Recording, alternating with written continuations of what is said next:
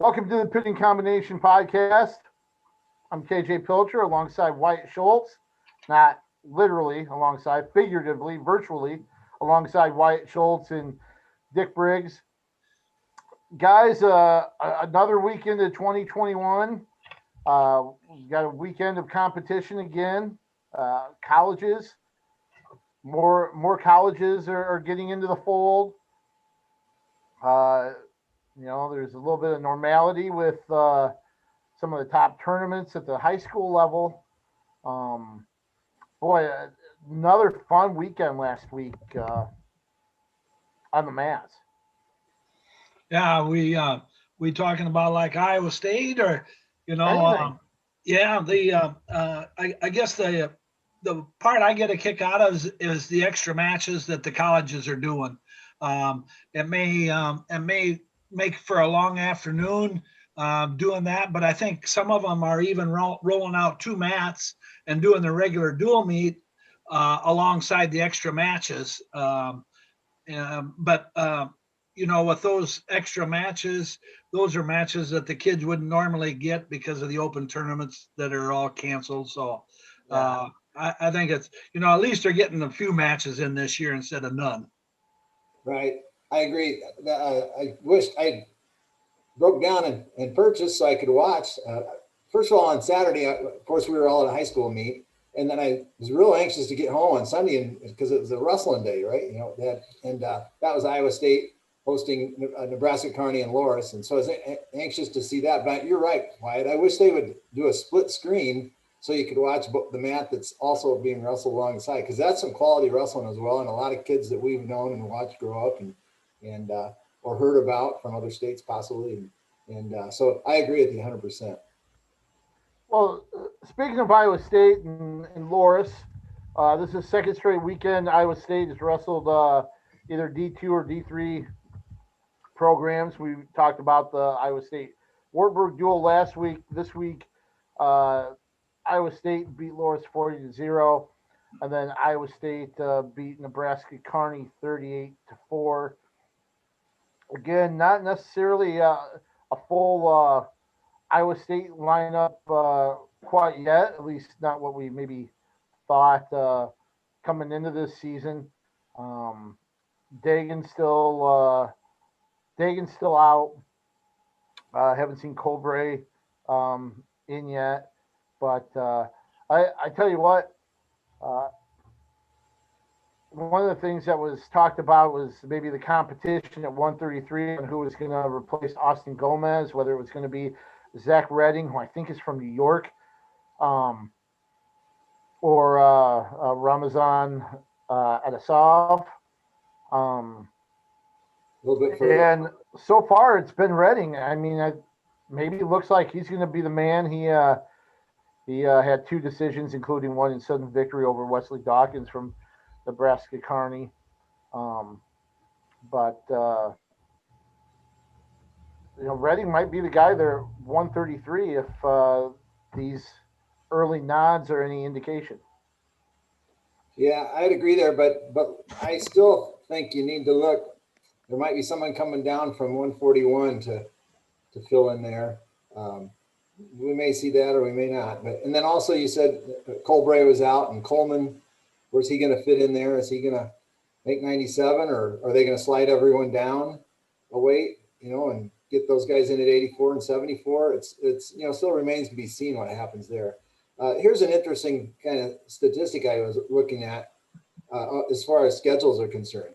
And Iowa State's already wrestled 3 meets, and UNI's got 2 under their belt, and Iowa has 0. So on the season, Iowa has 7 dates and 9 duels. So 2 of them are double duels.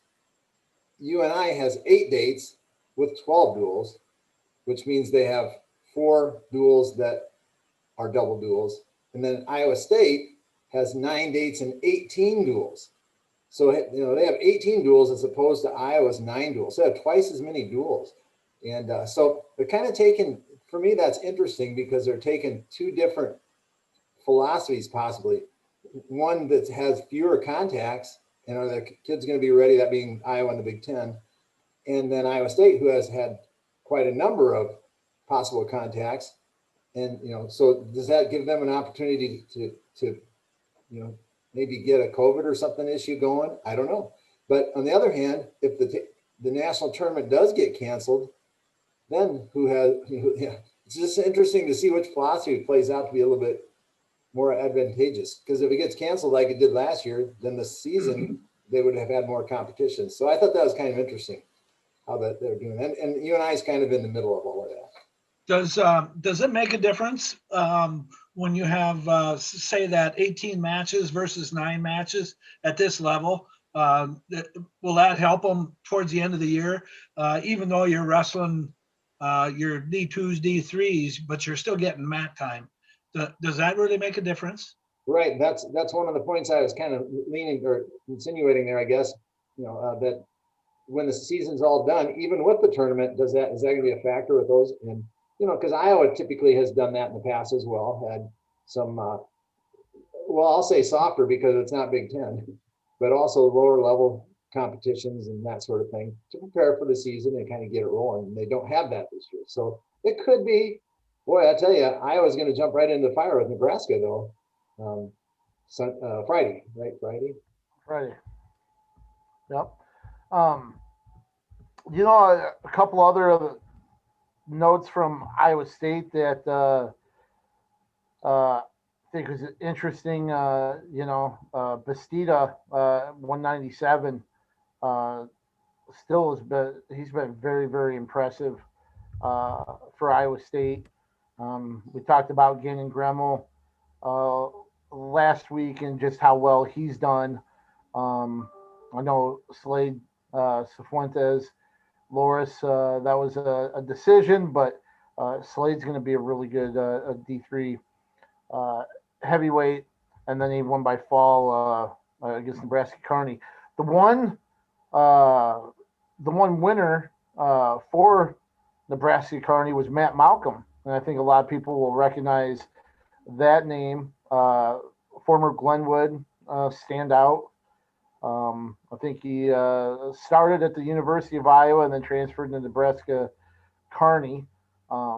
He came away with a victory there for Kearney. So good win for Malcolm there at 165 against Isaac Judge. Right. And Iowa State in their 3 duels have only lost three matches. So they've looked pretty darn good for sure. So as a D3 guy, that has an interest there, I'm obviously watching Loris and kind of looking to see what kind of lineup they have. And I might be getting a shoe in front of the foot or whatever. But comparing Wartburg that we saw last weekend and Loris, or 2 weekends ago, and then Loris last weekend, it's going to be another humdinger of a duel between Loris and Wartburg. I mean, it might come down to bonus points or who might happen to be in the lineup that weekend and who's not. And it's going to be close, that's for sure. Right.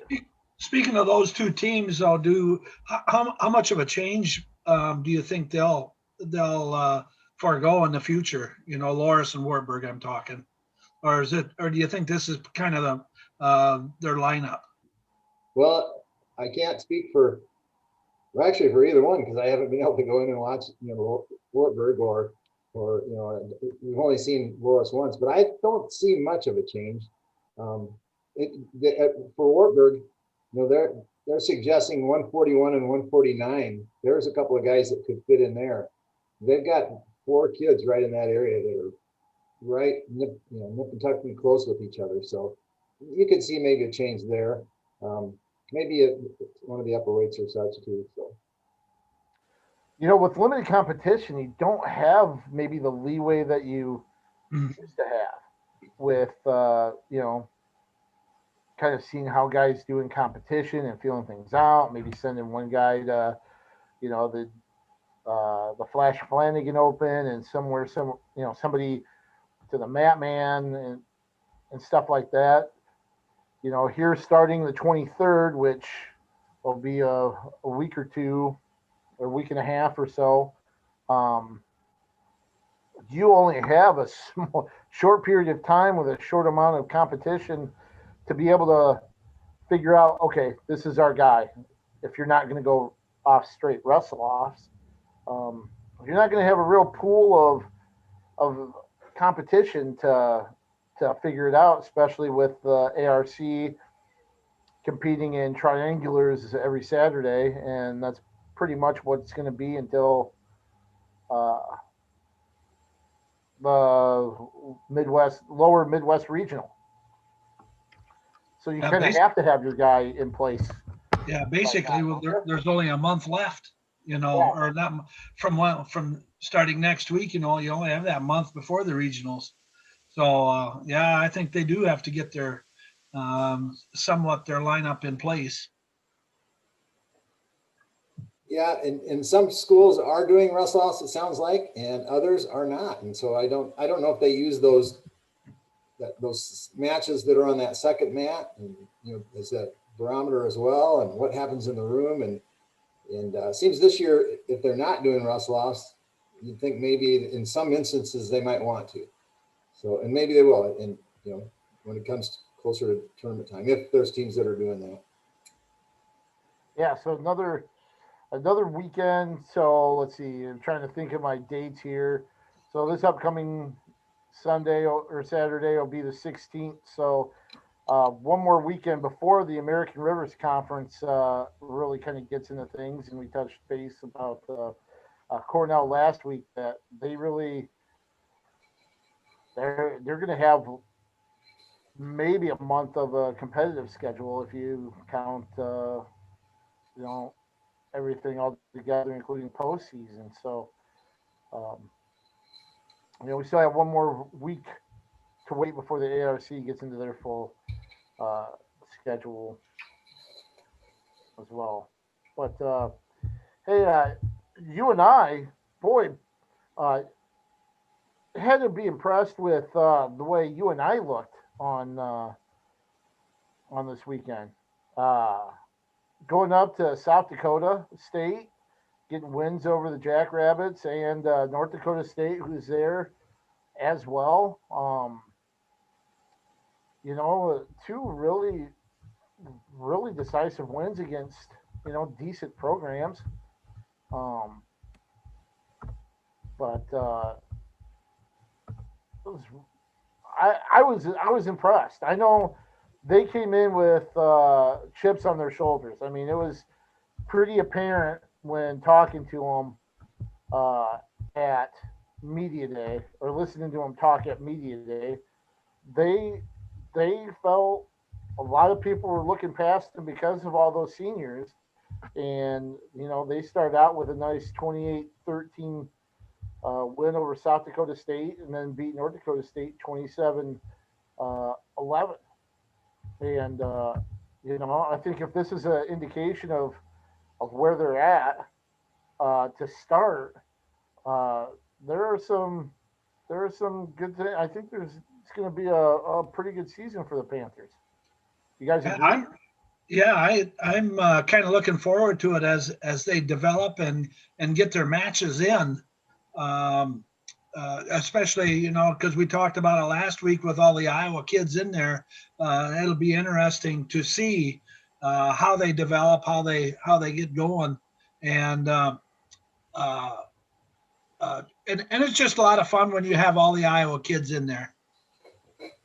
In terms of you and I, they're kind of at the position that Iowa State was at probably maybe 3 years ago, because their team, they just graduated a ton last year.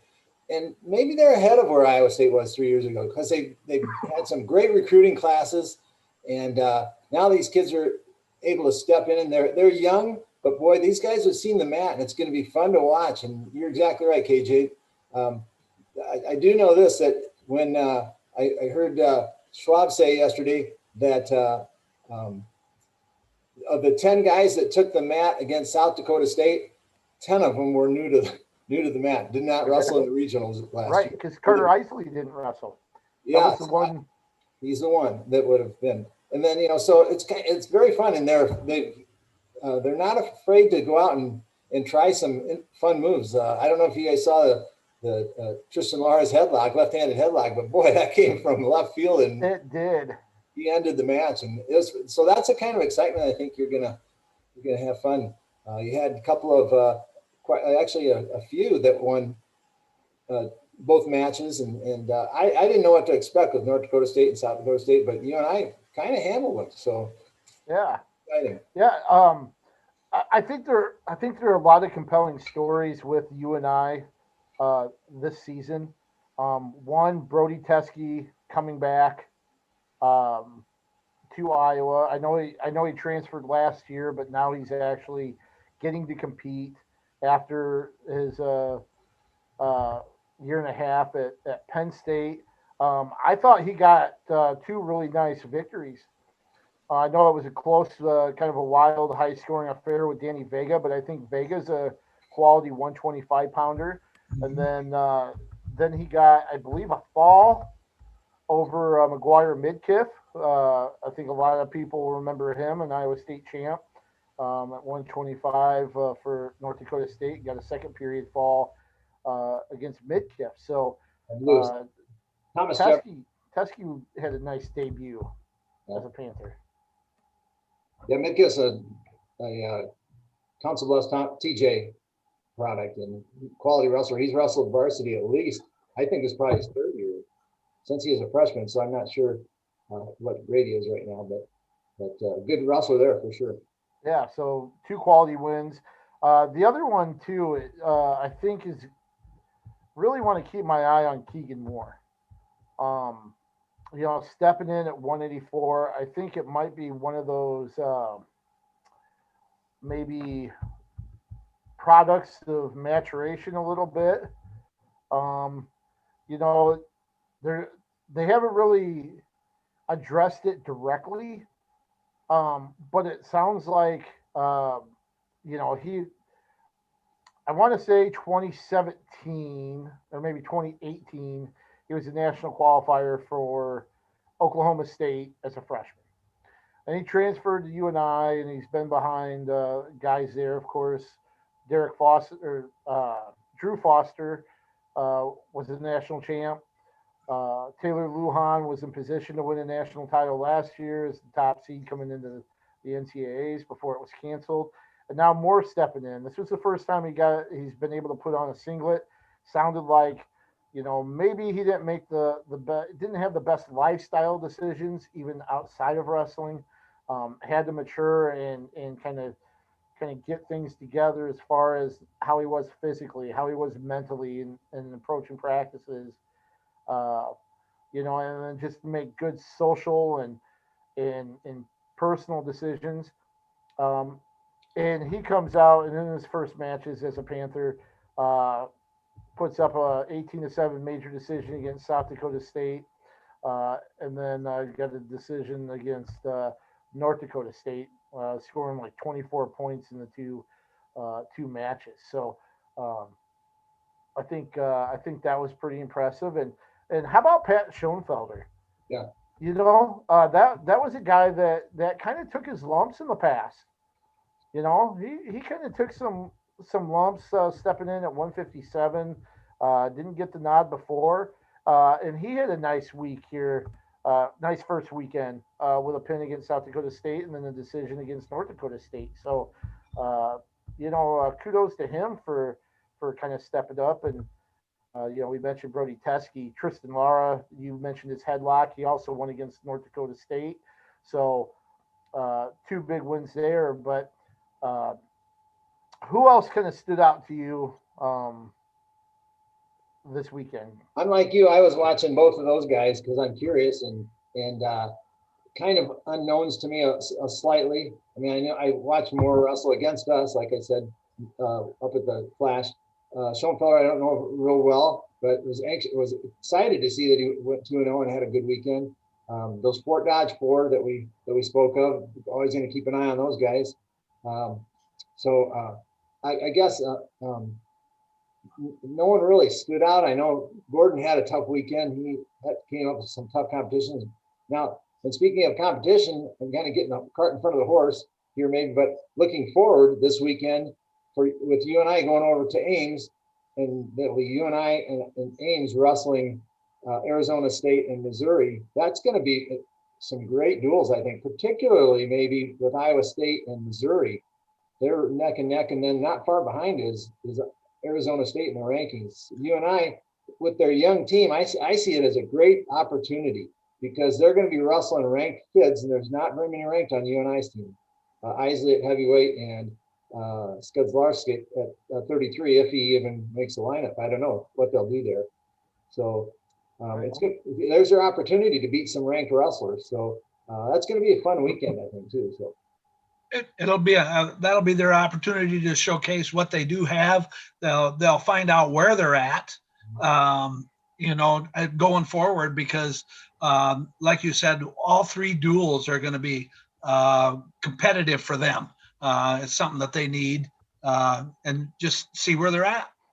Right. I think if I remember right, by the coaches' rankings, I think Iowa State's maybe ranked 8th, and then Missouri, right behind them at maybe 9th, and then Arizona State at 11th, something like that. So they're right in the same ballpark, and should be very exciting. And if you look at the matchups, it could go 5-5 and be real tight scores. So, just want to backtrack really quick because you mentioned Skedzlarczyk. That competition at 133, Kyle Biscaglia got the nod at against South Dakota State. Had somewhat of a familiar foe, I guess you would say. He wrestled Zach Price, Biscaglia, Waukee Prep. Price is from Johnston. I look back and from what I could tell, they wrestled 3 times as freshmen in high school at 106 pounds. Price won all 3 matches, all 3 decisions. I think it was 6-3, 4-2, and 4-2. Everywhere from the CIML meet to the Bettendorf Midwest Shootout, and then I think just the regular varsity duel. I thought it was interesting that Biscaglia actually wrestled 113 in the postseason, so they didn't cross paths in the postseason. But Biscaglia down early, came back, took a 5-4 lead, and then got a fall in 6:22 against Price, who's ranked in the teens.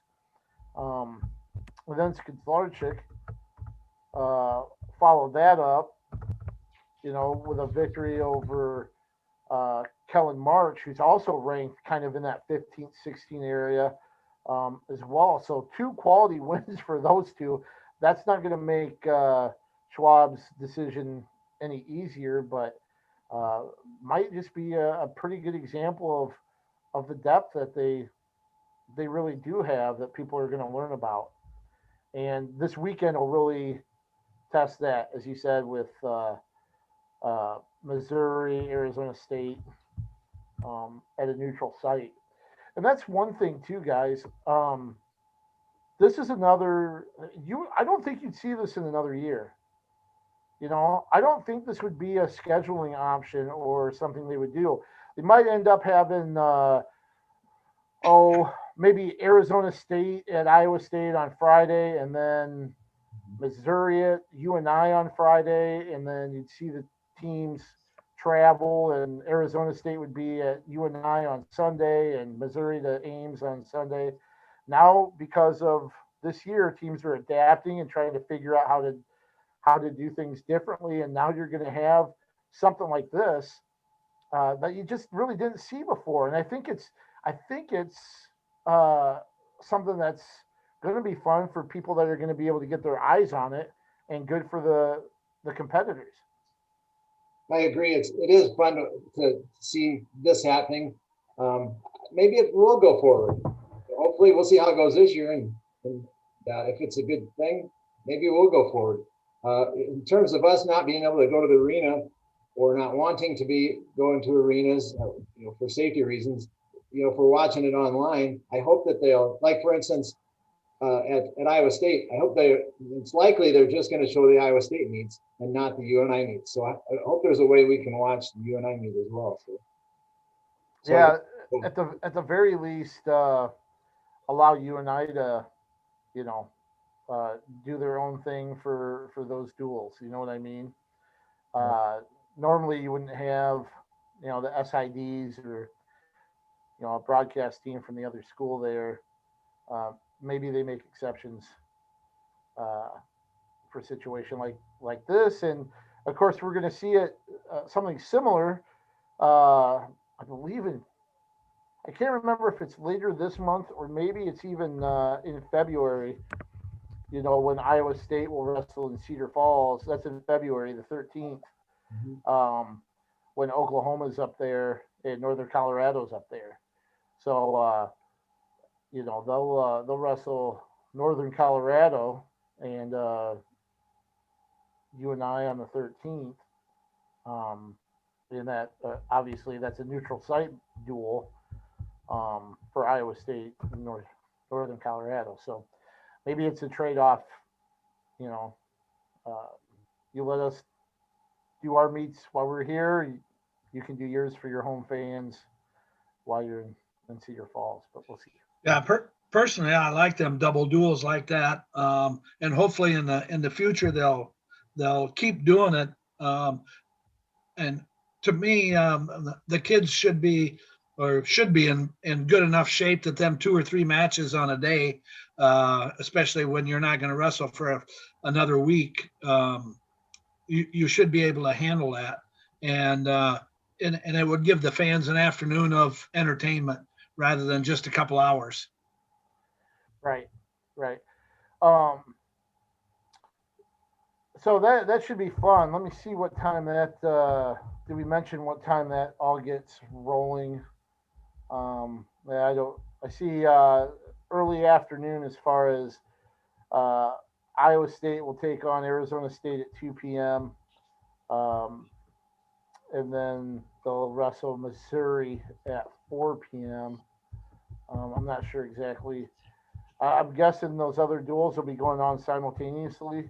So look to early afternoon for those UNI duels. That would make sense because they wouldn't be an advantage of a little bit of rest or whatever. Not that they're too concerned with regular season, but that would probably eliminate the opportunity for extra matches unless they put like a third and a fourth mat, which they could certainly do, and plenty of room in Bolton to do that. But you know, so I'm not sure how that format's going to be. Uh, any other general comments about UNI or Iowa State before we move on to Iowa's opener against Nebraska? Not necessarily a general comment, but I guess I'm maybe looking forward to seeing how Northern Iowa will do this weekend over in Ames with those 3 teams, just to see where they're sitting. Yeah, like I said, that's a good test, and as well as they did last weekend, this will be an even better gauge of where they're at with those new faces in the lineup and their depth. So Friday night, Iowa will finally get back into the swing of things. They host Nebraska, number 6 Nebraska, on Friday, I believe, starting at 8 p.m. Carver Hawkeye Arena is restricted to immediate family only. So you're going to have to go to the BTN to check that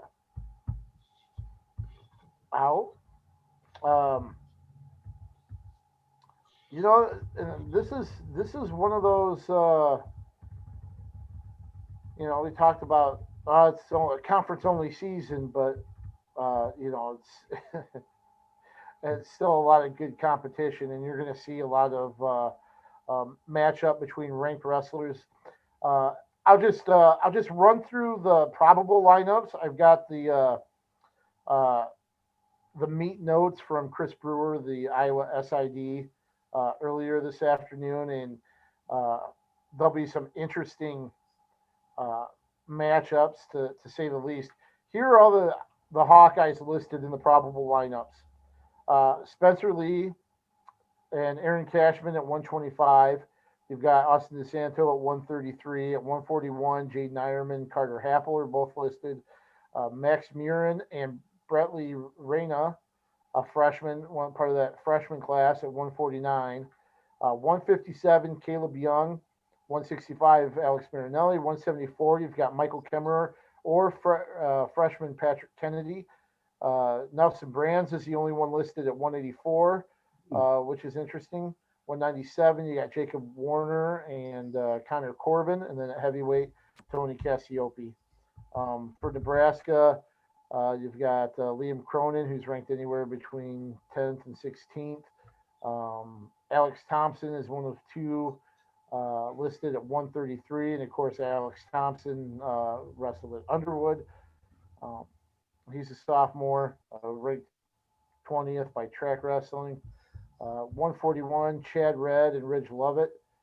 Chad Redd is top 10 wrestler as well. 149, you got Brock Hardy, Javon Parrish. 157, Caleb Licking. 165, Peyton Robb, who's ranked 17th, 18th, depending on the rankings, and Isaiah Ford. Then you got a possible top 3 matchup between Kemmerer and Mikey Labriola. Then Taylor Venz. I think a lot of people recognize Taylor Venz as one of the top 84 pounders around. Eric Schultz at 197, along with Silas Allred. And then at heavyweight, Christian Lance and Cale Davidson for Nebraska. One thing, a lot of oars, but I'm guessing that's just a product of the extra matches. That these are the guys that are probably not necessarily there's going to be an either or at 125 or 174, but these other guys are going to get extra matches. So we're probably going to see this throughout the dual season, where these lineups look like, oh, it could be one, 1A or 1B, and it's actually a exhibition match guy that'll be competing, but not in the varsity lineup. Yeah, because there's a lot of pretty good matchups in here. You know what? To me, I guess 97 with Schultz and Warner. 84. I guess I'll be interested in seeing how Nelson does if in fact he's the guy there. 74 with Labriola and Kemmerer, and also Ironman. Yeah, and Red. So there's a lot of good matchups in this one, and even like at 49 with Marin and Hardy, so up and down that lineup, it should be a pretty good duel. Yeah, I agree. There's a lot of different things to be excited about for this one. My first question was who was going to be at 84, but you answered that with only Brands listed, which is a bit of a surprise because remember last year they pulled the red shirt off of Lasat. So as a freshman, a true freshman. So that's interesting. I'm wondering where he is and how that was going to go. So that was one question that's got answered right now, I guess. And then I was also excited to see the couple of matches you mentioned, the one at 74 and the one at 97. I think the excitement for Iowa fans is Ironman, getting him on the mat and into a black and gold singlet. And I think fans are really excited to see that. Of course, everyone wants to see Spencer Lee. I mean, who doesn't? But, anymore, he's kind of like the Garza. I know I'm going to throw out a basketball thing here, but you take him for granted. And, so he'll go out and do his thing and we'll all go, yeah, there's Lee, our guy. So, anyway, and then also I'm curious how Murin handles the jump up to 49 and how that's going to go for him. So there's a lot of question marks out there and some great matchups. I think that's 10, all 10 guys on both teams are ranked at least at one pole or another. So you've got ranked matchups in all 10 ways. So that's going to be fun. It's obviously 74, I think, is the one that really kind of stands out above the rest.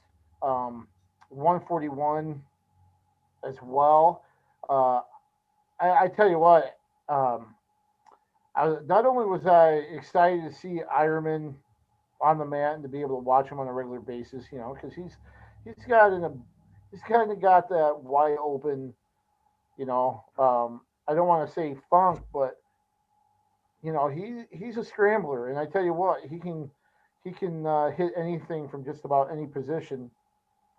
I think one of the things that he really kind of focused on was, or mentioned that has changed with his move to Iowa City and working with Tom and Terry Brands is that the basics have been emphasized a little bit more. Not to where they handcuff him and he's not able to wrestle his wide open style, but you know, one feeds into the other to where that basic approach allows him to transition and then be able to use his funk or wide open ability um, later on in a match and stuff like that. So kind of the styles complementing each other and being able to balance both. And I'm really looking forward to him stepping on the mat, especially after his win against Kinshishkavili of Georgia at the Hawkeye Wrestling Showdown.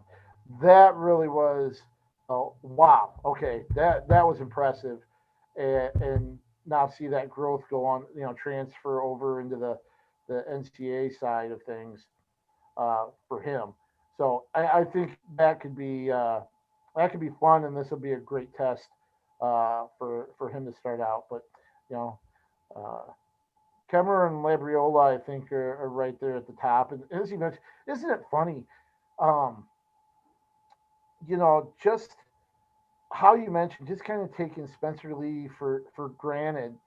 Just that you sit there and you go through, and you could have somebody, like a Kemmer, and you're like, wow, that's a pretty tough matchup. And here, you just expect Spencer Lee to do whatever he wants to do and win by whatever he wants the score to be. That's what it'll be.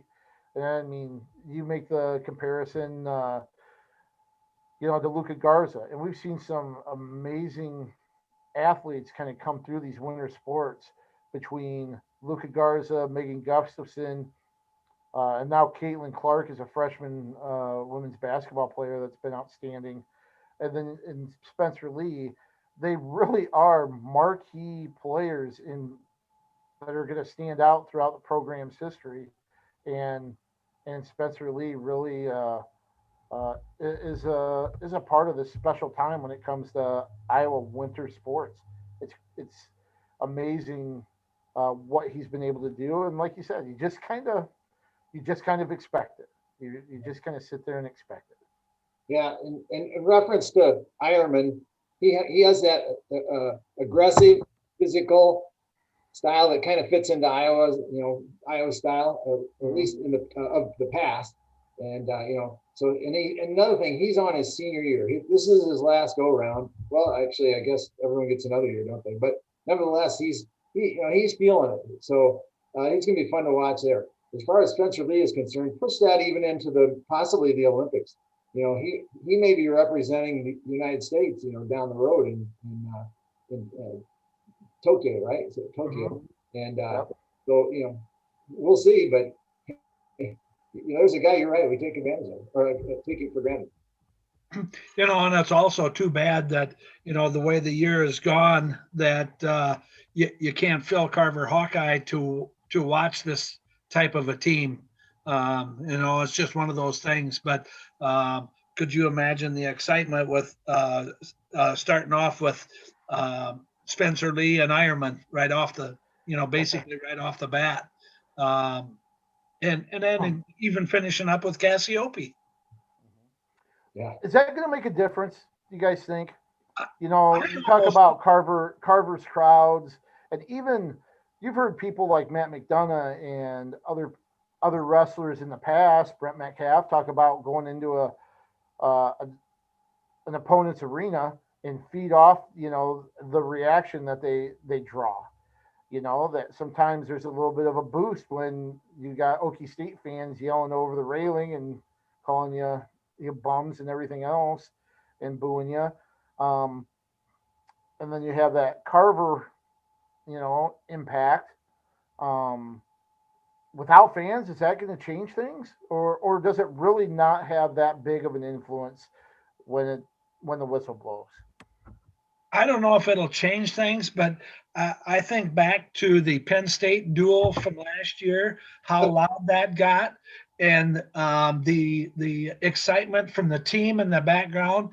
And can you see that in an empty arena? That same type of excitement, whether it has a different outcome at the end, maybe not, but it's just a whole different atmosphere. So I'll agree with you, Wyatt, that or disagree. How I'm not sure what direction you were leaning there, but I think it's a huge advantage.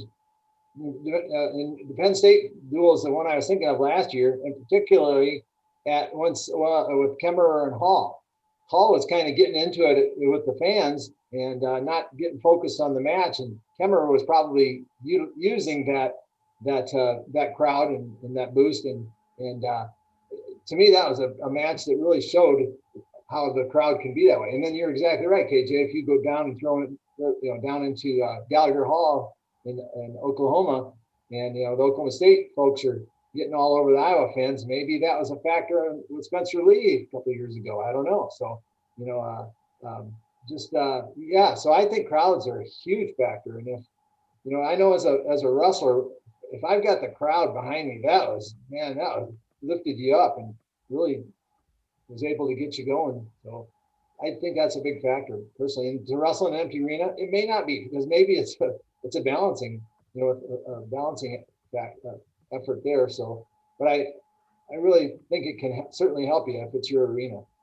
And speaking of Hall, though, I almost think that crowd, now that you brought Hall and Kemmerer up, I think that match actually wore Hall out just by the crowd noise. I think the adrenaline defeated him. That interaction, yeah. Yeah.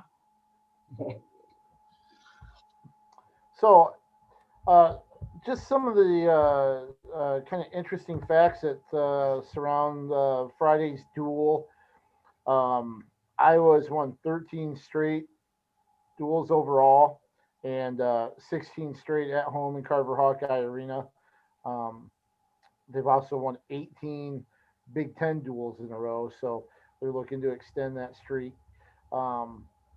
That's pretty impressive, really. 18 in a row, given Penn State and Ohio State, and that's pretty impressive.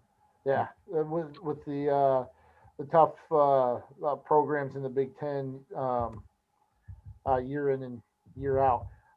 Spencer Lee, 18-0 at Carver Hawkeye Arena. Among those wins, 4 pins, 8 technical falls, 3 major decisions, and 5 of them against top 10 opponents. This is one that I thought was interesting. I think you've seen some of the clash a little bit between the coaching staffs. I think these are 2 coaching staffs that I don't think they share Christmas cards. Maybe I'm wrong. But Tom Brand's 11-0 all time against Nebraska. Nebraska's had some really good teams. I know there have been some challenges along the way, but Tom Brand's looking for to go 12-0 against the Cornhuskers. Yep, Mark Manning has not endured himself to the Iowa crowd, that's for sure, or the coaching staff. It's fun to hear Mark Ironside talk about. He's not afraid to chirp a little bit and let us know. Right. So that starts at 8 o'clock on Friday night, again on BTN. So keep an eye on that. And it looks like, Iowa pretty much is going to be just about every duel they'll have will be on BTN. There is a Northwestern duel that'll be on ESPNU, so you should be able to access those as well. One more college note from me, and I have to credit Jason Bryant. I think everybody knows who Jason Bryant is. he mentioned that Grandview Wrestling, with its last 2 wins, which were 40-3 victories over Baker University and Missouri Valley College, which was just last night, I believe. Um, that brings their dual streak to 98 in a row. So they've won 98 straight duels, speaking of streaks. And that's 122 in a row against NAIA uh, um, competition. I mean, that's impressive. And of course, they have a duel Friday in Lamoni against Graceland. And then next Wednesday, so a week from today, they will host William Penn University. But I guess they actually have a dual meet tournament at the Missouri Valley Duels in Marshall, Missouri, where they could reach 100 straight duel victories. As if what they do most of the time at the national tournaments aren't eye popping enough. 100 straight dual wins. That's pretty amazing. Yeah, they just get on a roll, don't they? What? And of course, I've been the last few NAI and national tournaments, and usually the talk is about the quarterfinal round. They've already got it wrapped up. That's how dominating they have been. So, in some ways, it's if they pick up that 100th win, it's too bad they weren't at home doing it, but it is what it is. Yeah, and NAIA has a little bit different rules in that you can have 12 wrestlers in 10 weights, and so it's not. And we saw that happen 2-3 years ago, where they had 2 guys in the finals and wrestling each other for the national championship, and our local Prairie man won that. So anyway, so that's a little bit different situation there, but that tells you how much depth they have if they're wrestling each other for the national championship finals match. So, any other general comments about college? One thing I don't know if we really mentioned it. We talked about Northern Colorado just being on the schedule for Iowa State and them wrestling in a neutral site later, but the one thing I thought was interesting, of course, their coach, Troy Nickerson, had a stop off at Iowa State in Ames. Northern Colorado has entered the national rankings, the dual rankings for the NWCA. I think Jason Bryant had mentioned it was the first time since the 1950s or something. It was thousands of days in even weeks that for the last time Northern Colorado had appeared in rankings at the D1 level, and it's pretty impressive now that he's kind of got that soaring. Which hey, the more good programs out west, the better, because we've seen what's happened with Fresno State and stuff. So. Absolutely. Good on Northern Colorado. And I've spent some time in Colorado. It was years ago, but as far as I know, that's the only D1 school in Colorado, right? I think so. Because with a program with wrestling, yeah. They dropped wrestling years ago, and so it's nice to see. And Colorado has a lot of great wrestlers at the high school level. So I don't know if he's doing it with local talent or bringing others in, but that's only going to get better then. So kudos to that program. And also, I think Michael Marino is one of the assistants. Oh, okay. That would make sense. I think their times probably overlapped while they're in both the names, right? Right. I think, if I'm not mistaken, I think Troy was a coach for Michael. Okay. And also, I believe Thomas Even from Don Bosco was out there. So okay. They're awesome. They're getting then they have that Iowa connection as well as the being there in Northern Colorado and Rocky Mountain country. Cool. All right. So let's since you mentioned Thomas Even and Don Bosco, we'll kind of make that little transfer or segue to Prebs. But before we get into that, you guys ready for 5 questions? I'm ready. All right. So Hey, now just a minute. Do we actually have to think on this? there are a couple. There are a couple that might be a little. I might have to take a second to try to figure out, but Well, that's okay because we know Nathan is running this thing and he's always got a pause button. yeah, there you go.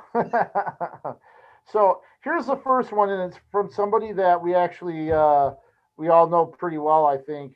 Brett Ham, the head coach at Cornell, and he said, "Who is your biggest inspiration and why?" Dick, you go first. Well, I mean, that's easy for me in terms of wrestling and life is my older brother, Don.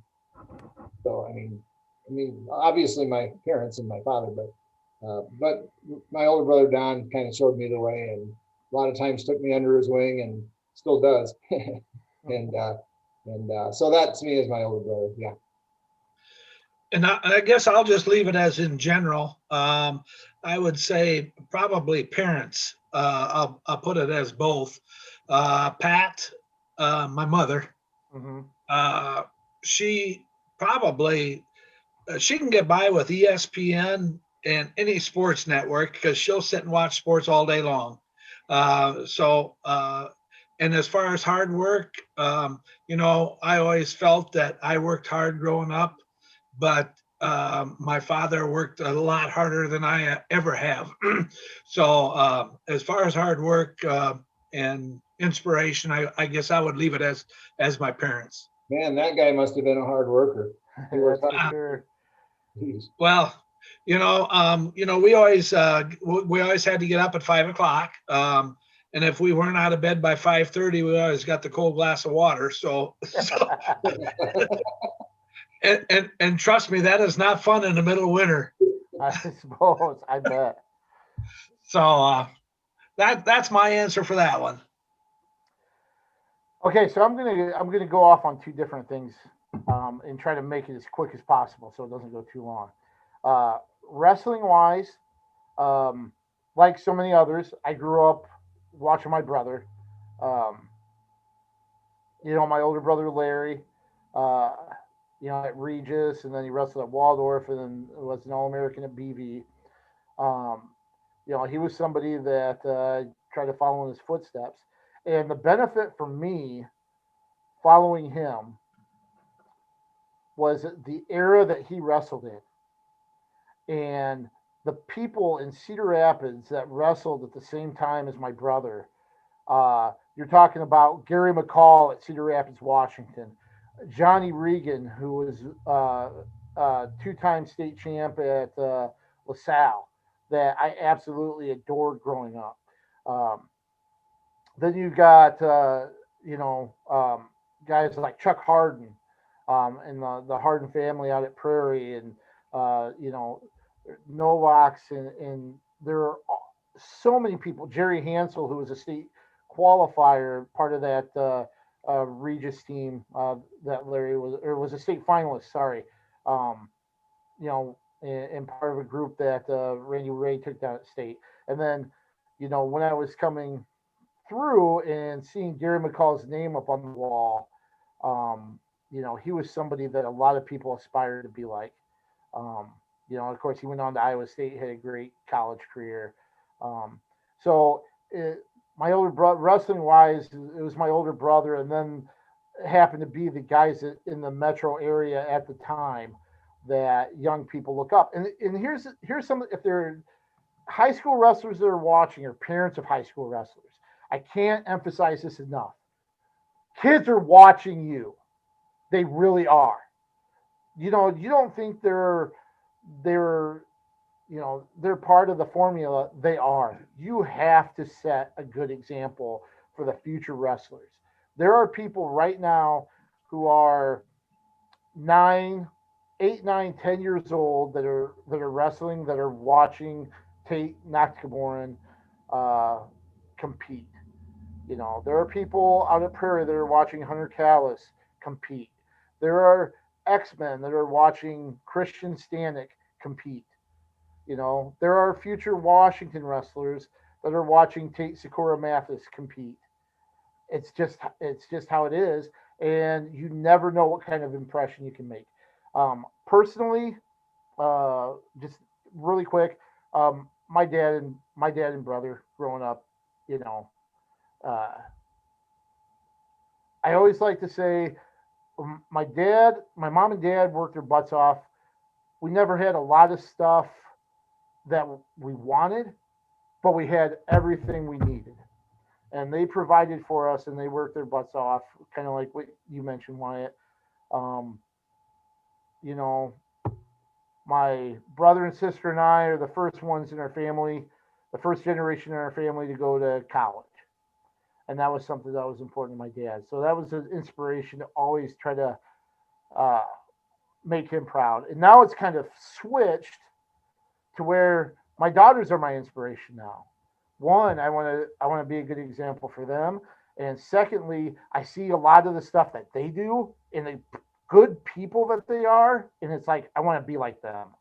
I really do. I'm really in awe of those two. So those are people that kind of inspire me.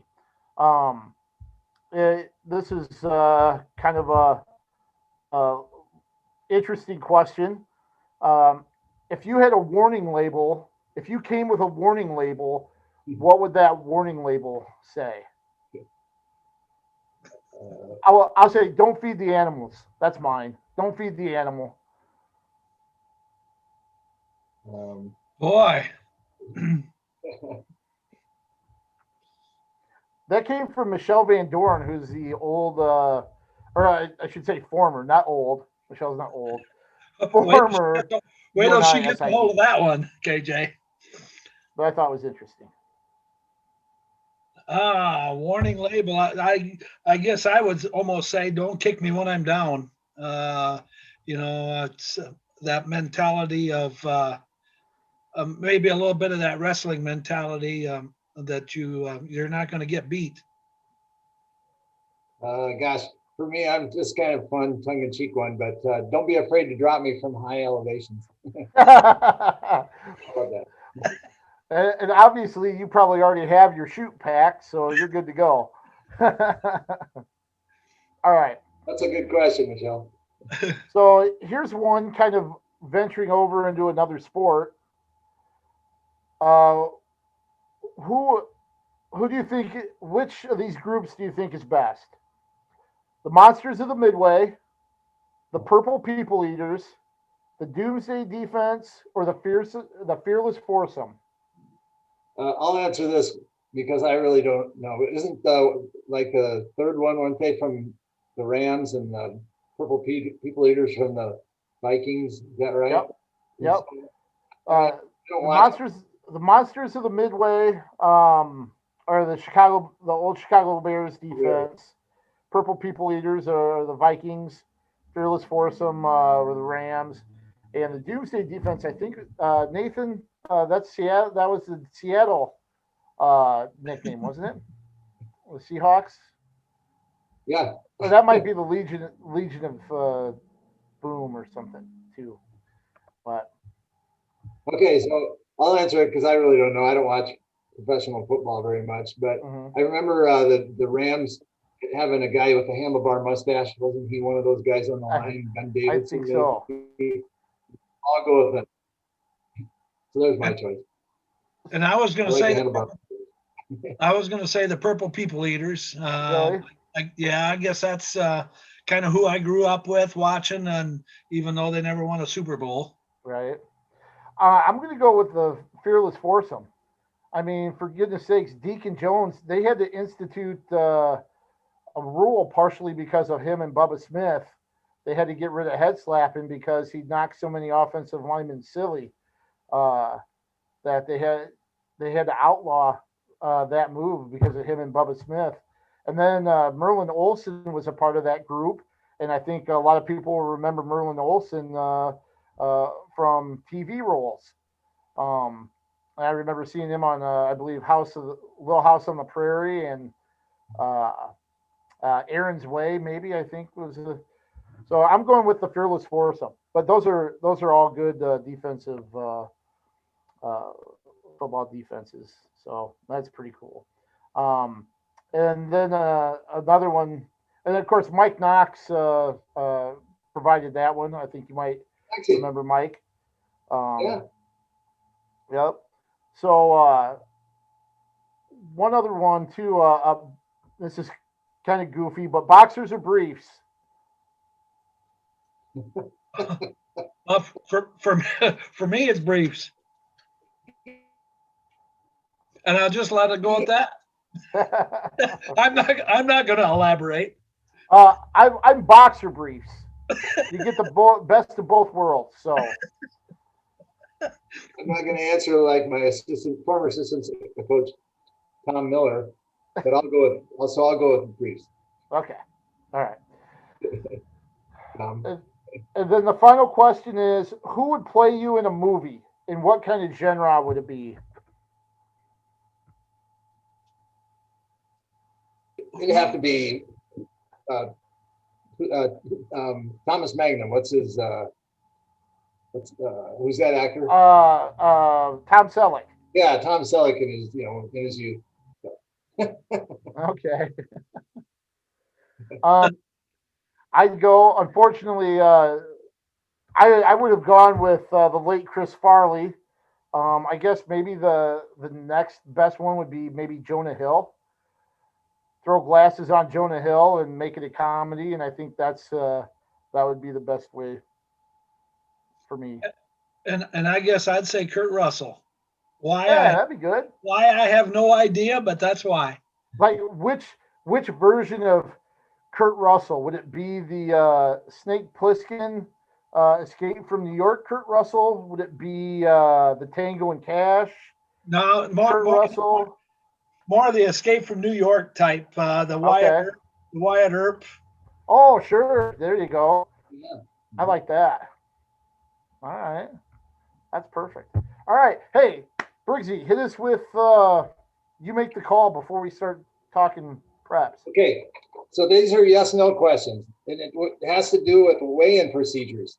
So that one doesn't say it in front of the other. After I answer the question, hold up 1 for yes, 2 for no, and I have 4 questions, and you should be able to answer those fairly quickly. All right. So Okay. One for what? 1 for yes. 2 yes, 2 for no. So 1. Just a minute. I have to write that down. Okay. Is a wrestler required to weigh in wearing a singlet? 1 yes, 2 no. This year? That's correct. You're both correct. They're required to wear a singlet. And they weigh in the main gym, shoulder to shoulder, male and female. It doesn't matter. Okay. And that's a great rule change. Wrestlers may not agree because they have to lose a little bit more weight to make weight. They have to lose the weight of that singlet. But anyway, number 2, if a wrestler weighs in with low cut socks, which is allowable, and found he or she was, we'll say 1 point or 0.1 over, can they step off and remove their socks and weigh in again? 1 yes, 2 no. 2 is correct. No, you cannot. Once you step on the scale, you cannot step off and remove your socks. So you should have done that before. You can weigh in without socks, but once you've stepped on, now you can't take them off. I don't understand that rule, but okay. Number 3, if multiple scales are being used and a wrestler fails to make weight on one scale, can they attempt to make weight on the other scale? 1 is yes, 2 is no. That is correct. They can step off that first scale and then step back on. They still, maybe there's mechanical issues. If they don't make weight, they can go to other scales that are being used. So if there's, say, 3 scales in the gym, they can go to those other 2 scales. Good job. Last question. Actually, I have a tiebreaker, so we might have to go to tiebreaker. Number 4, if a wrestler fails to make weight, can they, with the tournament official escort, be allowed to go to the restroom and then reweigh? 1 yes, 2 no.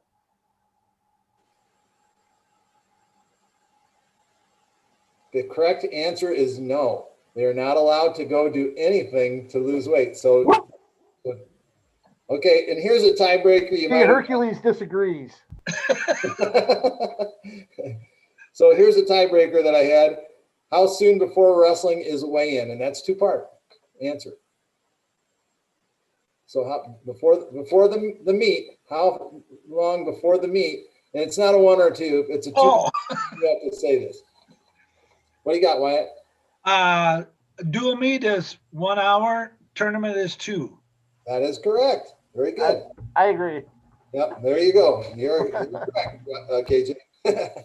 There's your you make the call rules. And this is interesting. When does a referee take responsibility or is responsible for the meet? As soon as he walks into the school and as soon as he signs even if electronically, signs the score pad at the end of the meet when it's over, then he's done. So that's when he has jurisdiction. Wow.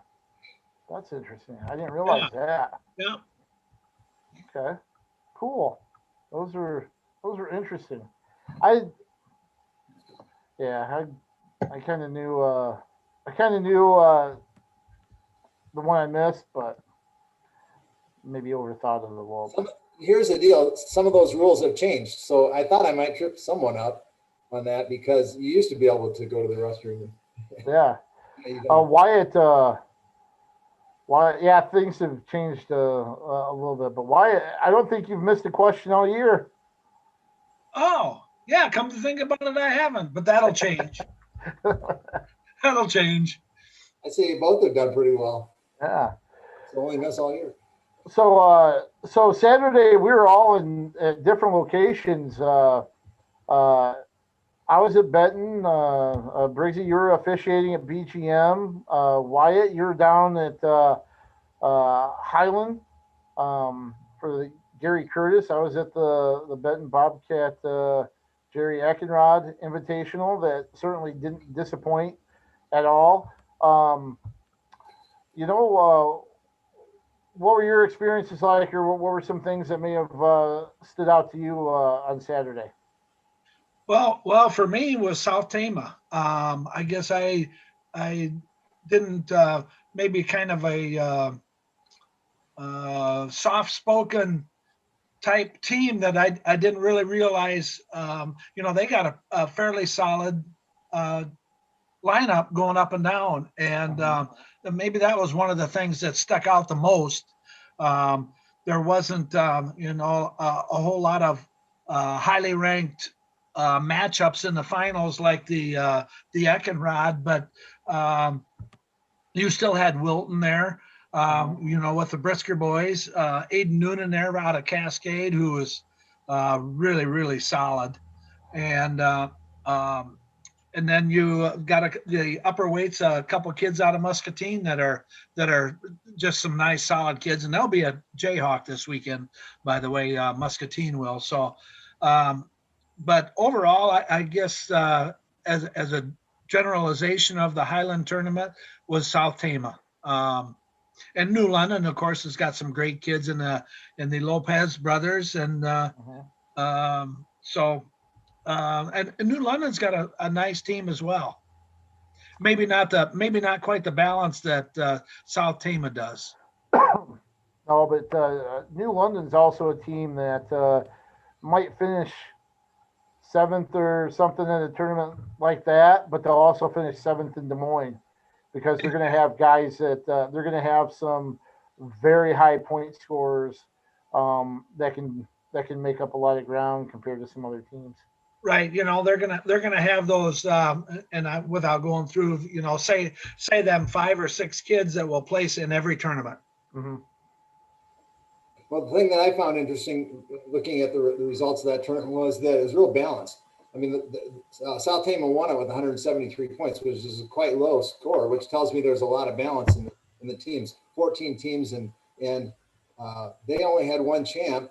Your 5th and your 7th place teams, Mid Prairie 5th and New London 7th, had 3 champs each. So interesting there. So that would support your comment about doing well in tournaments with those individuals.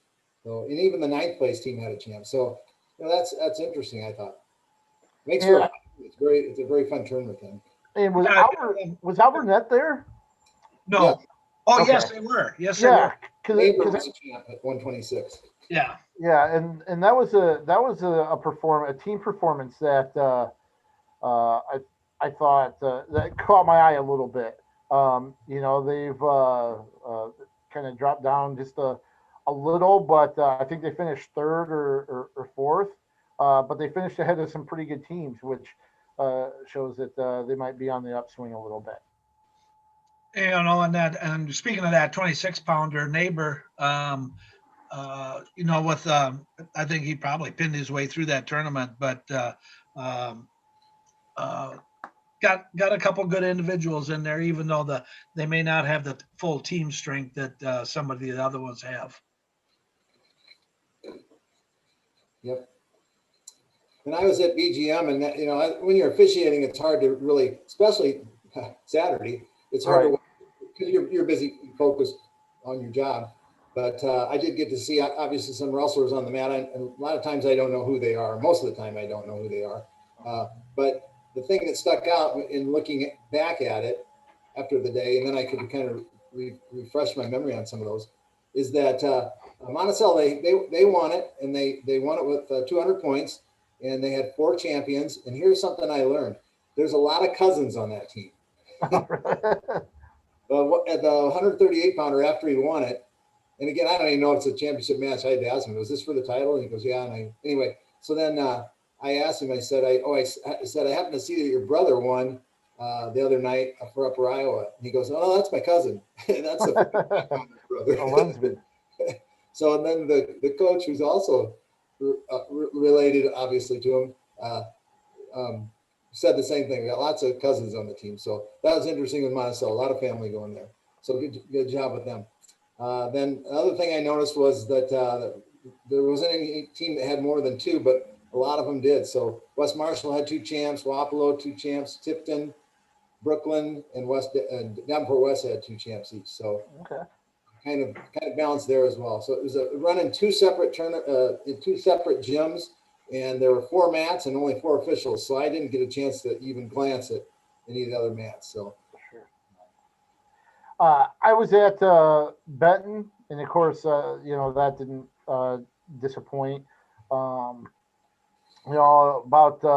think Wyatt, what did you have? 65 ranked wrestlers on the teams that were involved, and 8 ranked teams. Is that right? Right. 8 teams, 65 ranked wrestlers. I believe it was 14 number ones, and of course, they weren't all there.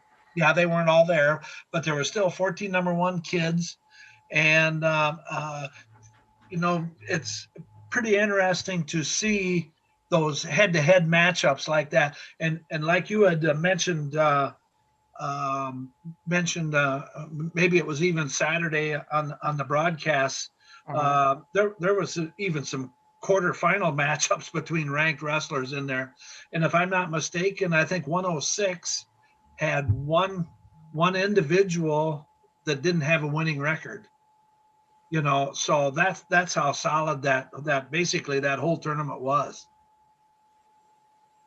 Yeah, I noticed that at maybe one of the upper middleweights that there were 15 of the 15 wrestlers there, and I think only 1, maybe 2 had a losing record, and so the quality was really there.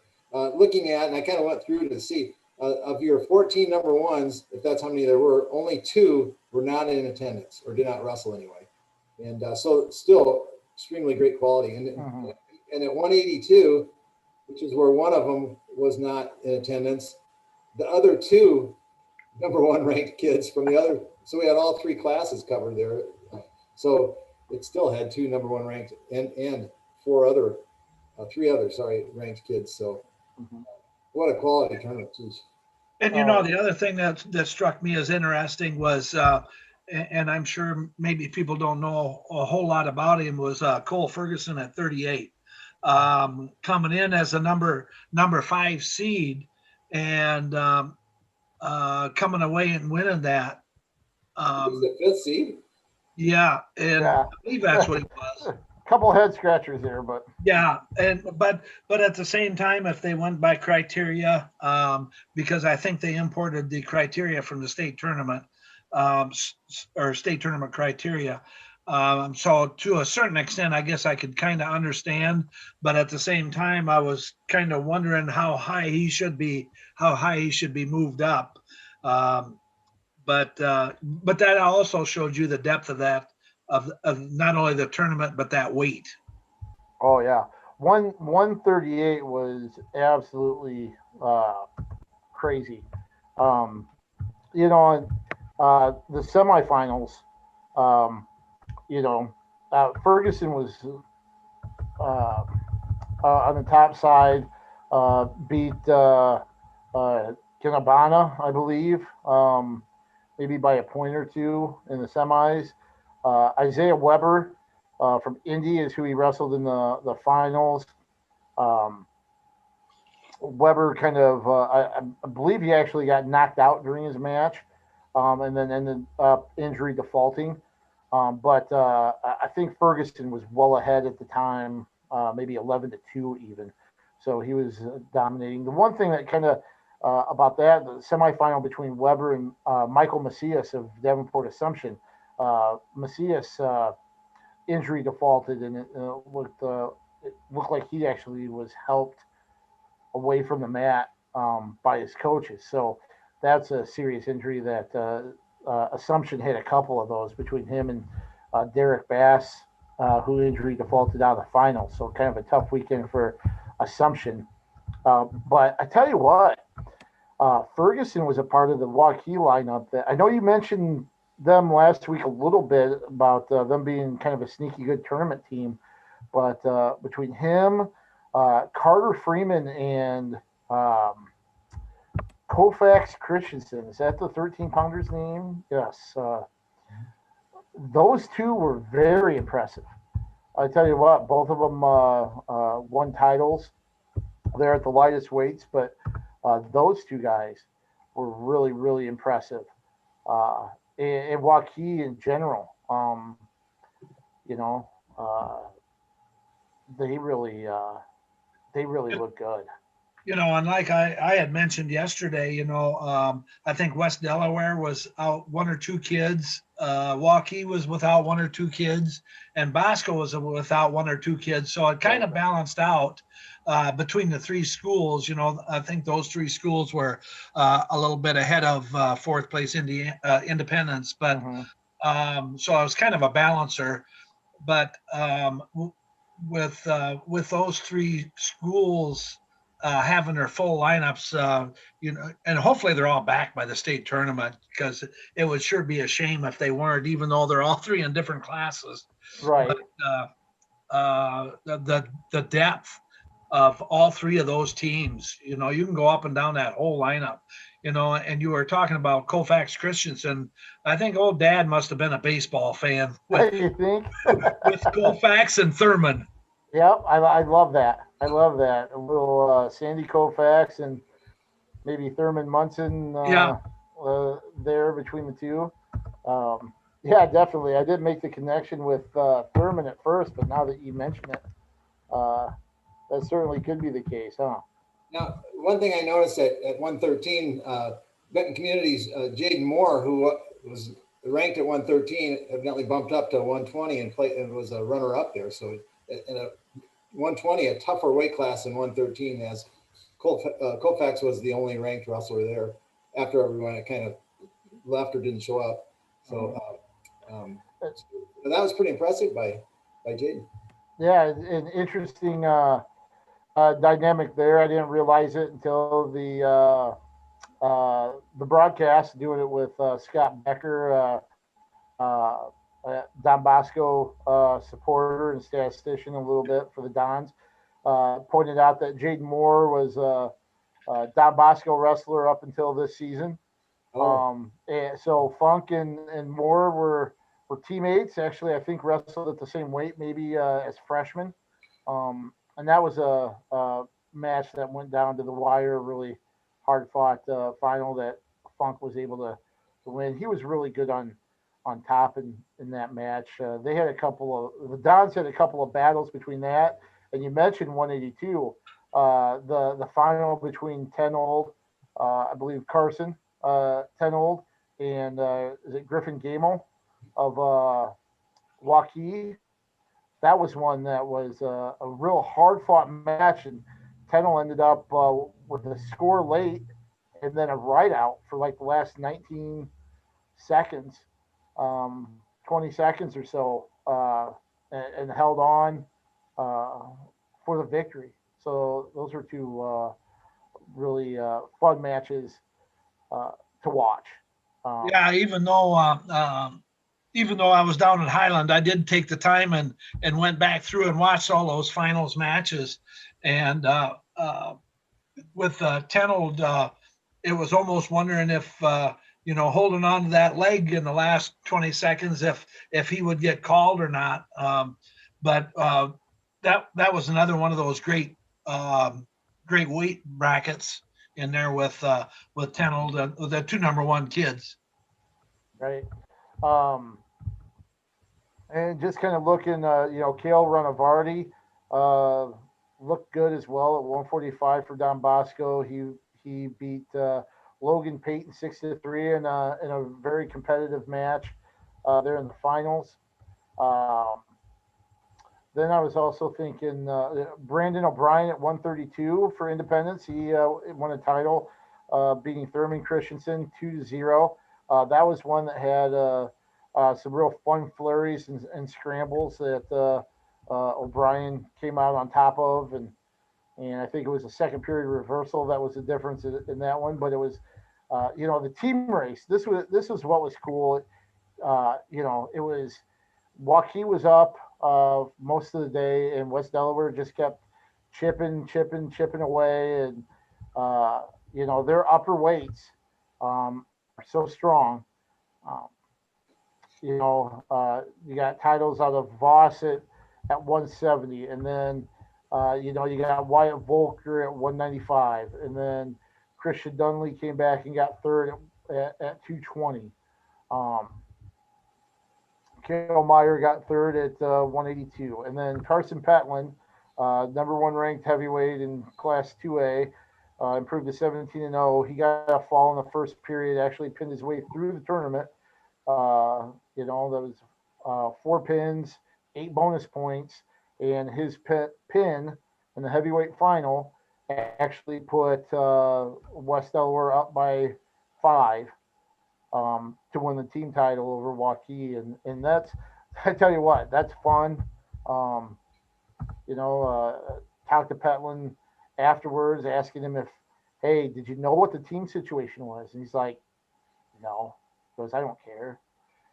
He said, I am the kind of person that likes to be relaxed.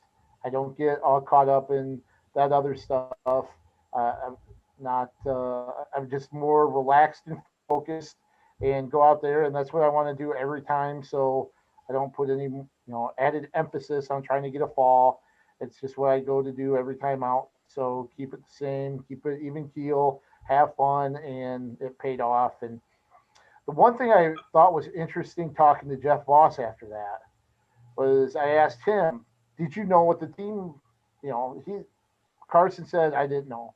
I go, did you know what the team situation was and what you needed and everything? And he goes, no.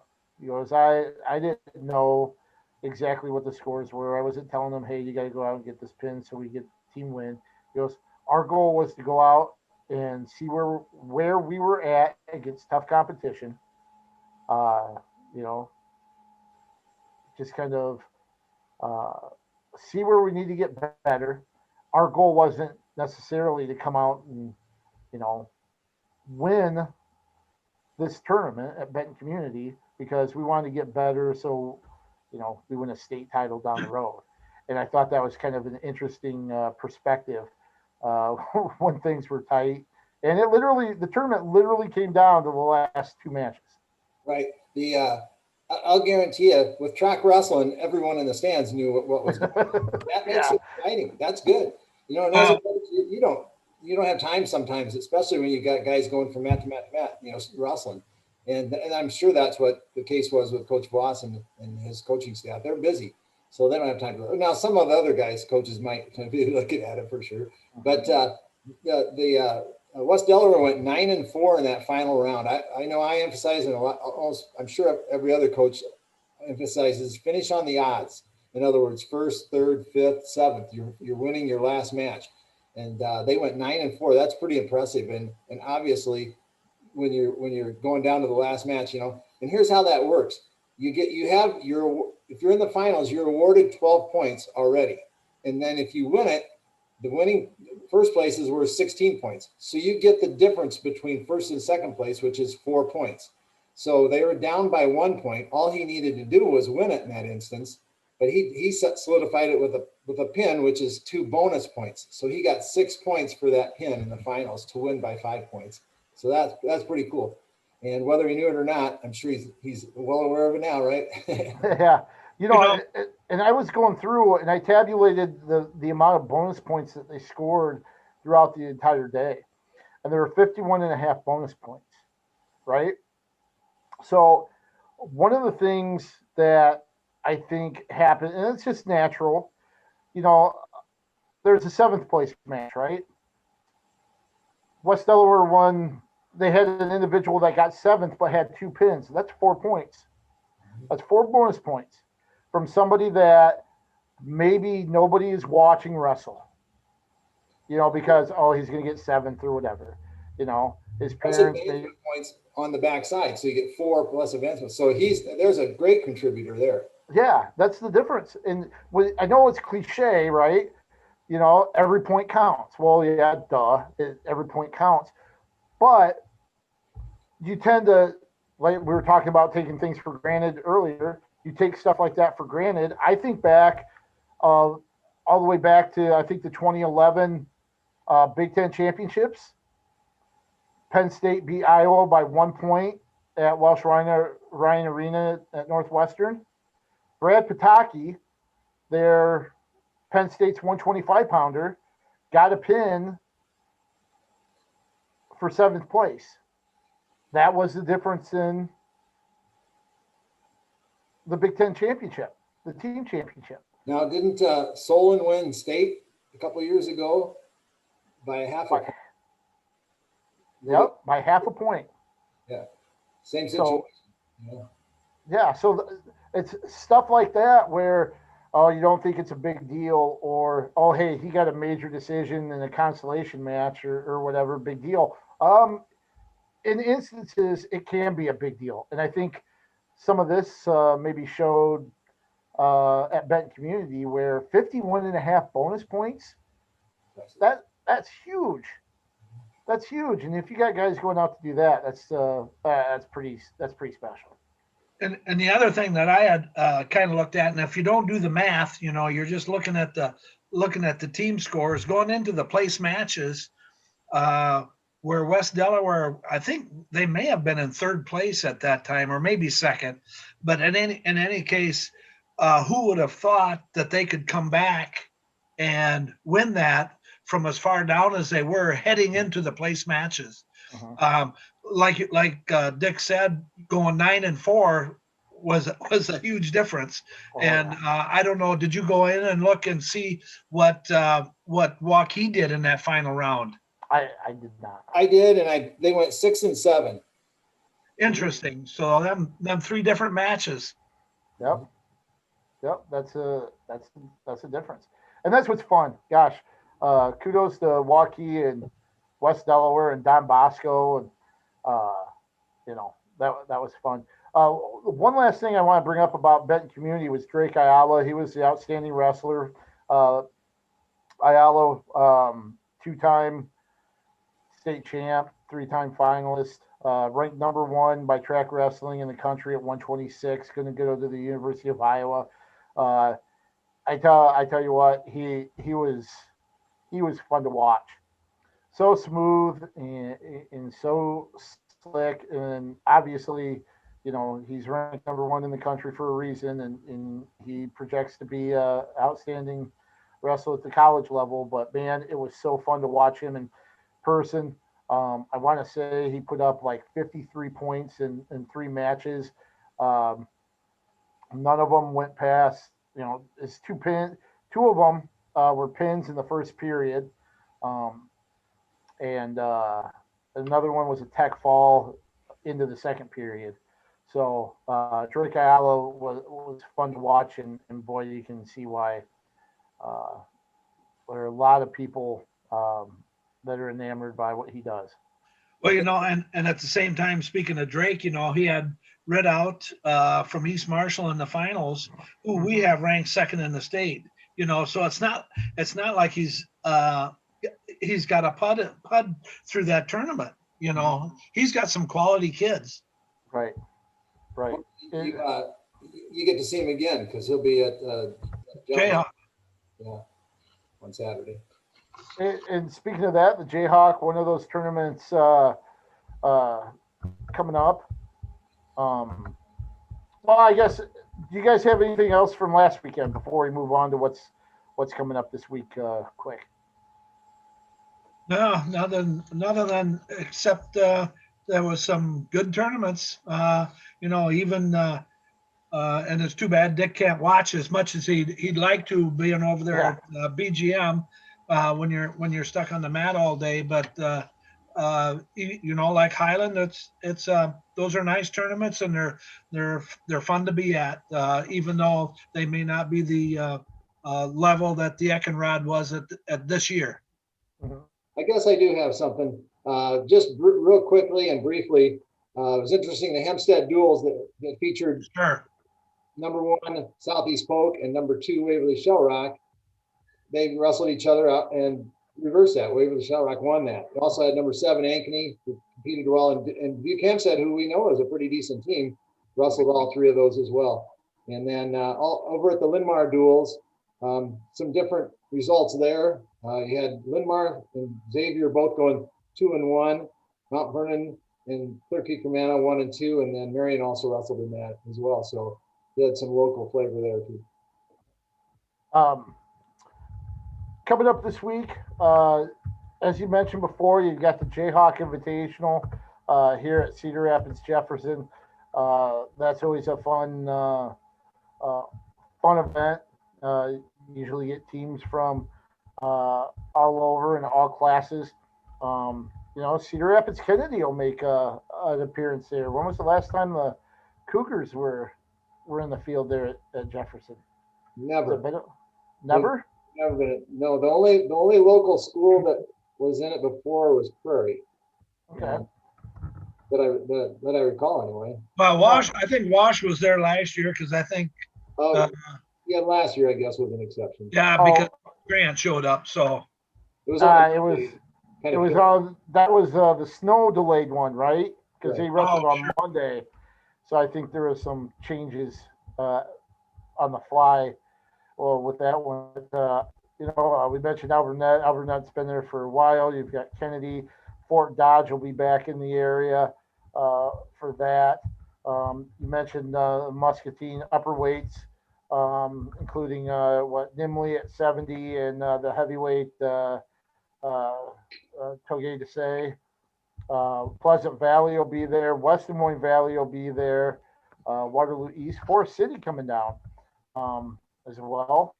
Some Davenport schools and Boone, Cedar Falls will be in the mix.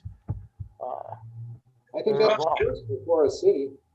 Yeah, it's a kind of a nice little mix for with Des Moines Valley coming in and Forest City. At least I think.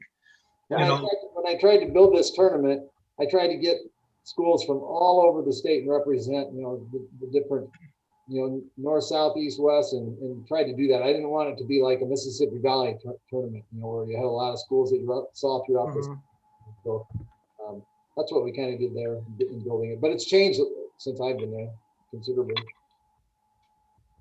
Also in the metro, not going too far away, Marion has their invitational named after their late former coach Lloyd Schaefer. You got teams from all over. Benton, who just hosted their big tournament. Wilton that you saw down at Highland, Wyatt, Williamsburg, Northland, Mount Vernon, Monticello, who you saw, Coach Briggs at the BGM that won there, Macokota, Atlantic will be coming all the way from the western side of the state, Louisa Muscatine, Grinnell. Shout out to Nathan Ford, the Grinnellian, that does a great job helping us produce this. Grinnell will be in the area as well for that one, and then and Xavier. Yep, mention that. Then Solon, the Haydenfeld is this weekend. That's a pretty competitive tournament with maybe more small class teams, but Lisbon is there. North Scott is listed in the field as well.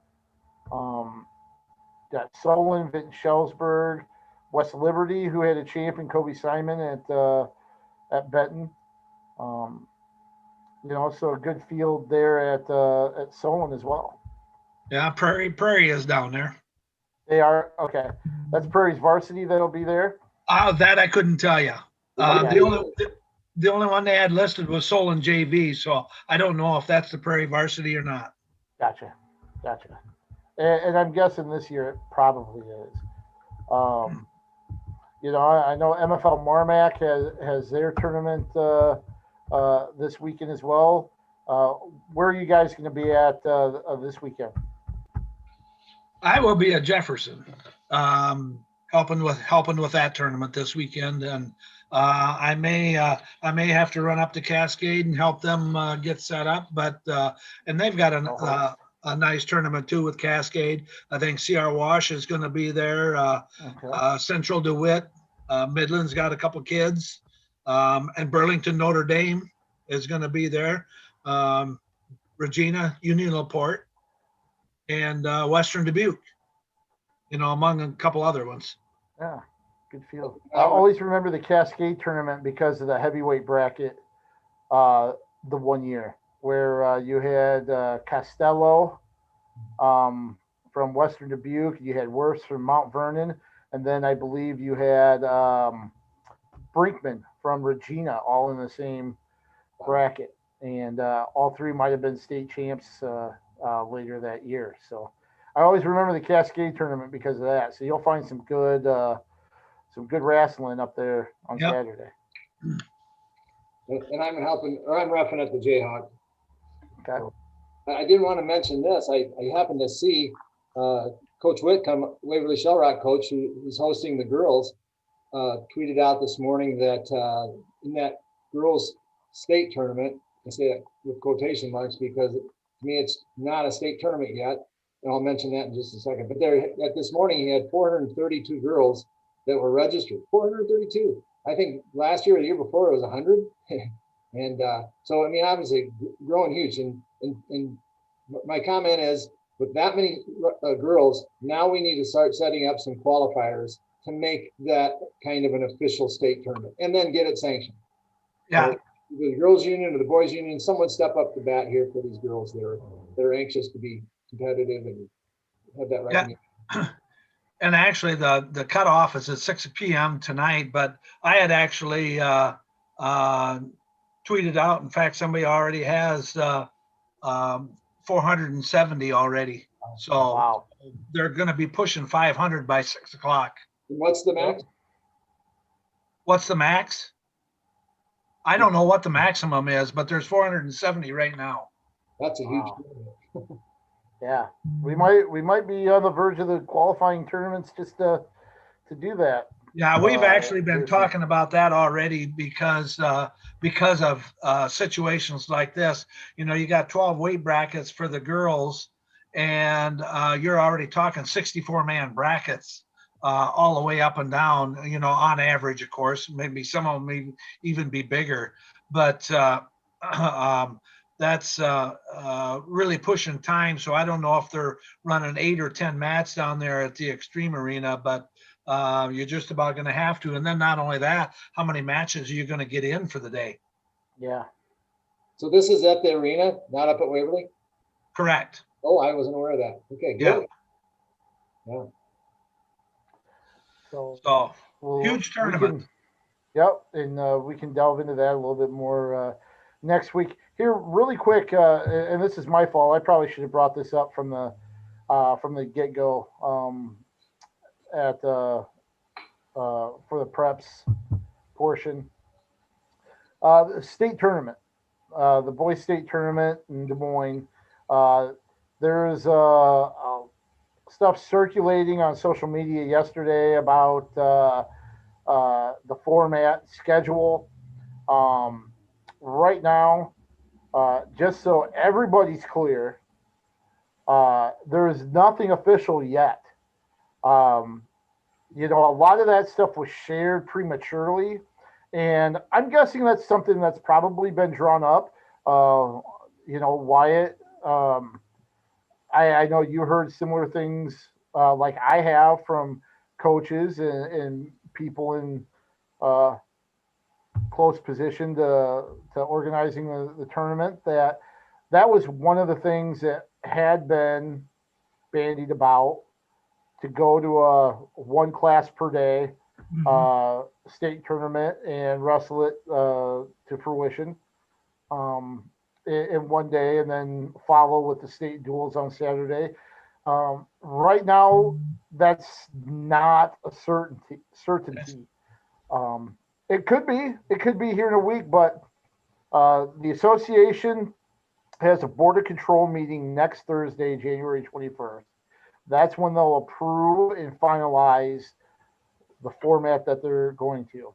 Now, there are different percentages of the likelihood this is how it's going to be, right? It could be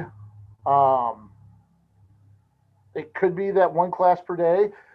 It still isn't out of the realm of possibility that it won't change. I know there are some coaches that want that to happen.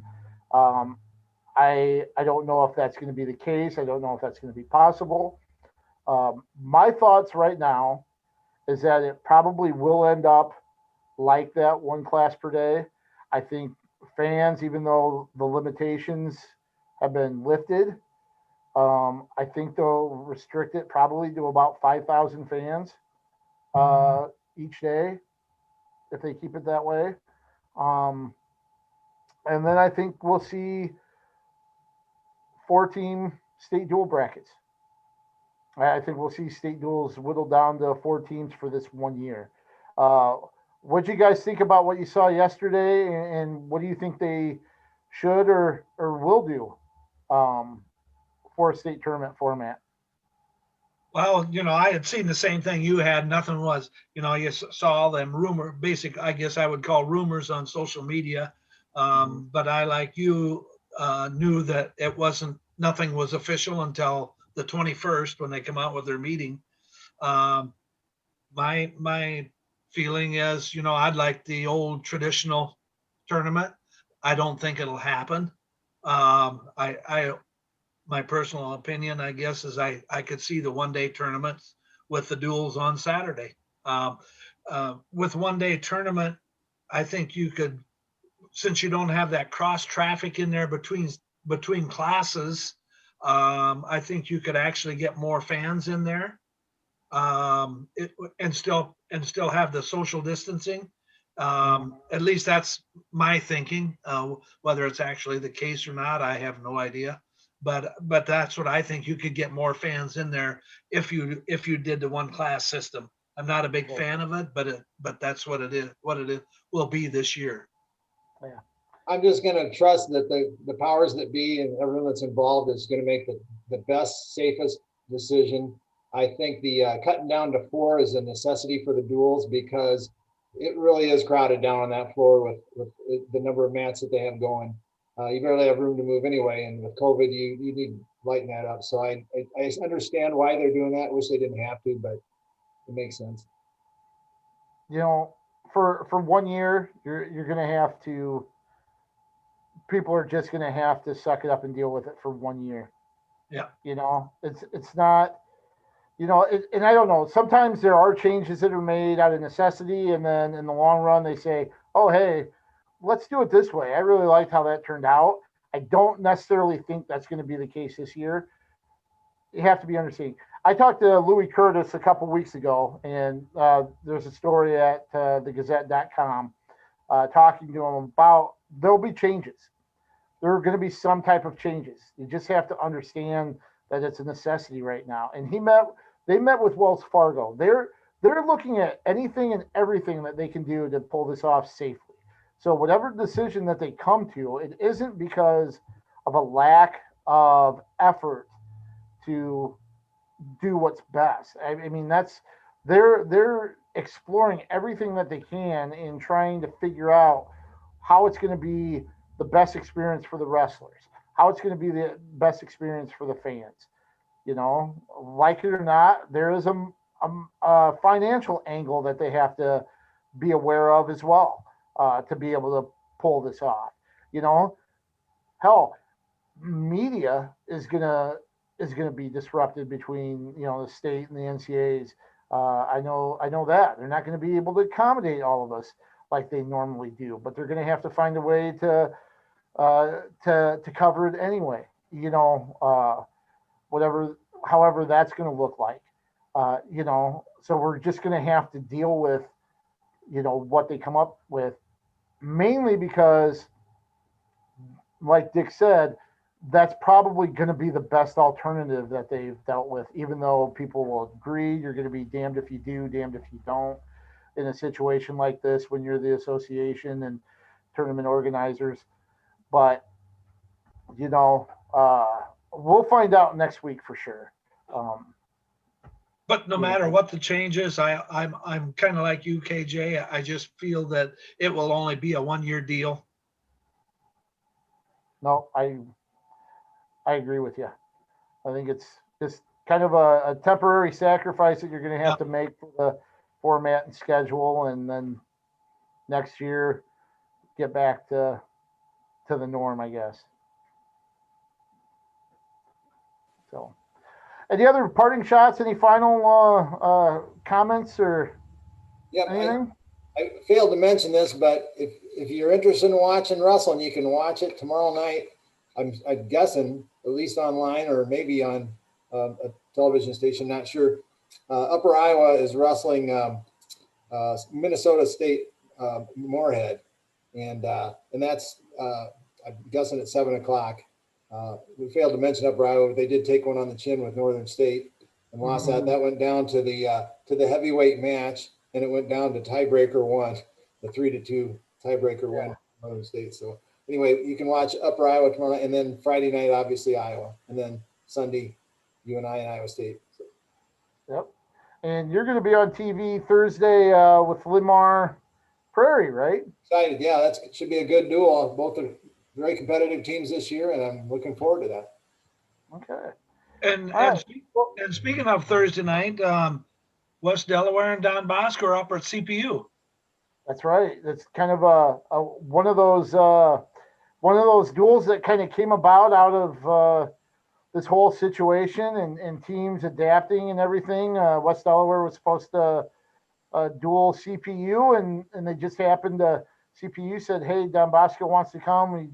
You want to make it a triangular?" And West Delaware said, "Yeah, we'll wrestle them too." Great. So it all worked out. So and that should be a fun one, especially after Saturday's performance at Benton for both teams, and we'll see where they're all at and if they're a little closer to full strength. Yeah, that'd be a lot of same matchups again that they had last Saturday, and it's kind of interesting to me. At the beginning of the year, of course, West Delaware beat Waverly. Of course, I understand it was beginning of the year.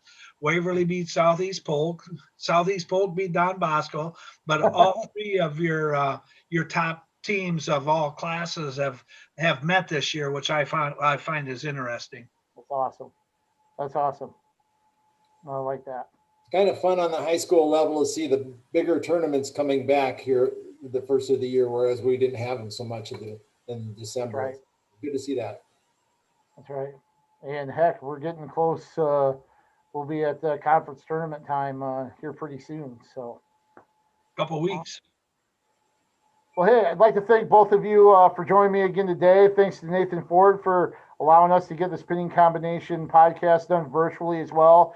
I'd like to thank everybody for watching and tuning in this week. And we'll be back here next week talking a little wrestling at the college and high school level as well. Wyatt, why don't you go ahead and send us out this week? As always, let's keep wrestling on the move.